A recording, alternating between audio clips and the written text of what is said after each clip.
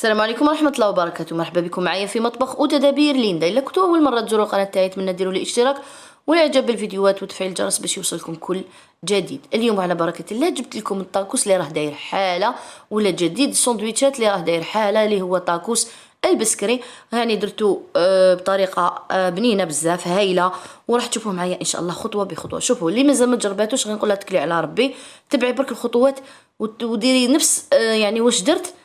صدقوني غاح تحصلوا على نتيجة روعة روعة روعة، راح يهبلهم سورتو الناس اللي تحب الحارة. نقول لكم غير بصحتكم وديماريو. راح نصلي على رسول الله صلى الله عليه وسلم ونبدا معكم مباشرة. اول حاجة هنا واش درنا، خدينا صدر تاع الدجاج.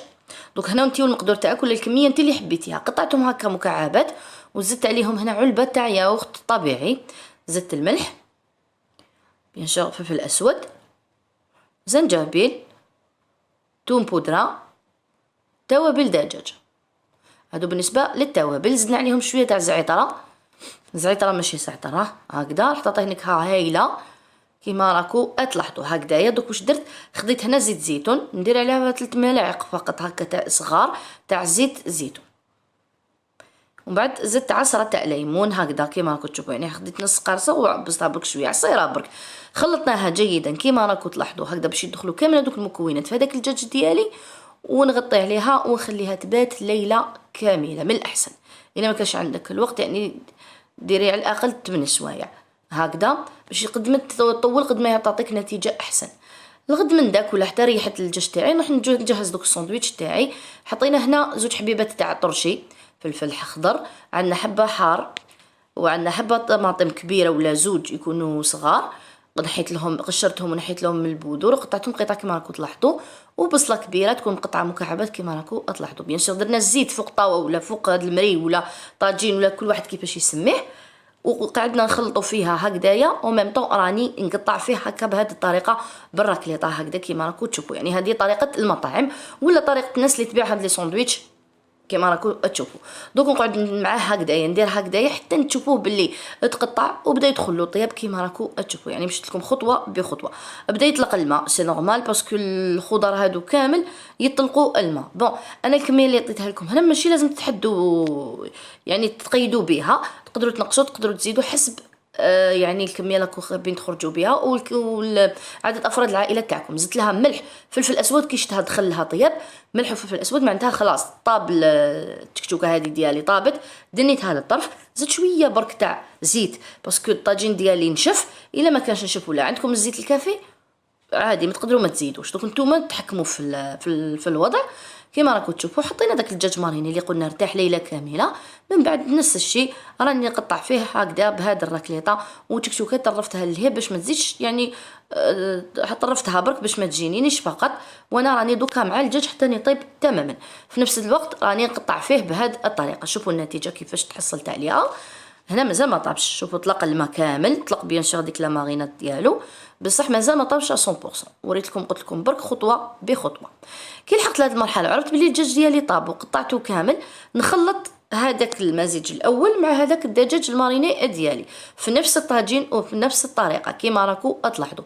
نقعد دوك نحرك فيه حتى تشوفوا عاود شرب هذاك الماء ديالو وبدا يتحمر، بدا يدخل له يعني لا كولور هذيك دوغي. نحيه ونحطه بجيه. رجعت دوك الاوراق تاع الشخشوخه ديالي. هنا انا درتهم في الدار كيما راكم تلاحظوا، درتهم صغيورين حسب الساندويتش. راح نحط لكم الرابط بيان سور تاع الاوراق تاع الشخشوخه الناس اللي ما تعرفش ولا بطريقه تكون سهله وبلا ما نضطر نشريهم راح تشوفوهم باذن الله كي نحط لكم الرابط.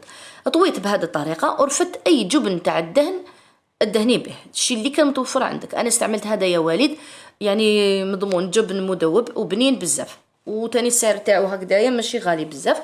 من بعد هنا درت حميس تاني راح نحط لكم الرابط ديالو. اي حميس درنا اشكال وانواع تاع حميس، يعني ديروا حميس مطبخ وتدابير ليندا يخرج لكم اي نوع حبيتو. زدنا شويه تاع هريسه هنا اختياري اللي يحب الحار يعني يزيد يكثر الحار، الحميس راهو حار والهريسه حاره يعني ردوا بالكم. زدنا سكرفجنا شويه تاع الجبن. من بعد نعاود نولي نفس الطاجين زدت دهنتو باسكو هنا نشف لي كيما قلت لكم نتوما تحكموا في الوضع.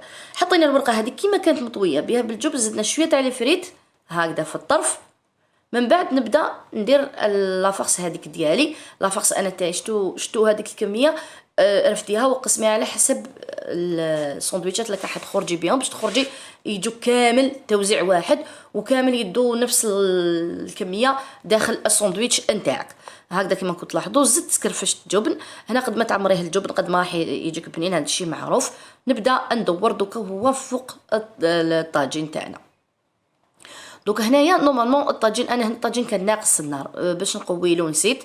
هي المفروض هنا دوكا قبل ما ندور تتحمر مليح ومن بعد بدا يدوري هو ويتحمر وانت كي تدوري ما تخليش يتحرق وما تخليش بون. هي اوراق شخشوخه طايبين يعني ما عندي ما نخاف. الحشو تاني راه طايب وشنو هي كي ياخذ لي ديك التحميره الشابه خير وخير. انا مع الاخر حمرتهم مليح وشتو النتيجه معايا يعني طولهم هذيك لا كولور دوغي شابه وتحصلوا على نتيجه هايله. شوفوا طاكوس خيالي ماد ان الجيريا ولا ماد ان بسكره. شوفوا قلت لكم طاكوس بسكري من النوع الرافع اللي مازال ما جرباتوش ننصحك غير جربه. شوفوا النتيجه هاي قدامكم.